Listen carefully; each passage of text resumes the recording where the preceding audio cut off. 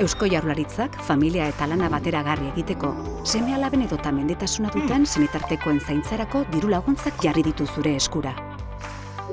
Zure seme-alaben zaintzarako, eszedentzia edo lanaldi murrizketa eskatu dezakezu. Eszedentzia. Gutxienez 59 egunekoa eta gehienez 900 egunekoa izan beharko da. Laguntzaren zenbatekoa berriz, hileko 245 eta 292 euro bitartekoa izango da.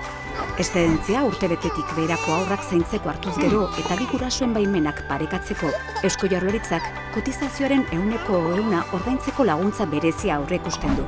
Laguntza hau langile autonomoek ere eskatu dezakete. Lanaldi murrizketa. Diru laguntza eskuratzeko aldia gutxienez 59 egun eta gehienez 2700 egunekoa da.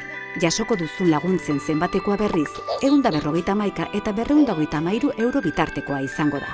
Horrez gain, lanaldi osoa baduzu eta seme-alabak zaintzeko zaintzailea kontratatu behar baduzu, haurrak 3 urte betetzen dituen arte laguntza bereziak eskatzeko aukera duzu.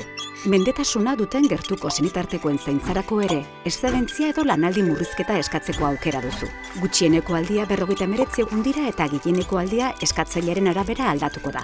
Laguntzaren zenbatekoa 245 eta 292 euro bitartekoa izango da. Lan murrizketa. Gutxieneko aldia 59 egun dira eta ez dago gehienezko mugarik. Laguntzen zenbatekoa berriz, 151 eta 233 euro bitartekoa da. Zaindu beharreko senitartekoaren osasun egoera oso larria bada, eszedentzia eskatu dezakezu. Gutxieneko aldia 59 egunekoa izango da eta gehieneko aldia eskatzailearen arabera aldatuko da. Laguntzaren zenbatekoa berriz, 241 eta 288 euro bitartekoa izango da. Lan murrizketa. Gutxieneko aldia 59 egun dira eta gehieneko aldia eskatzailearen arabera aldatuko da. Laguntzaren zenbatekoa 149,5 eta 230 euro bitartekoa izango da.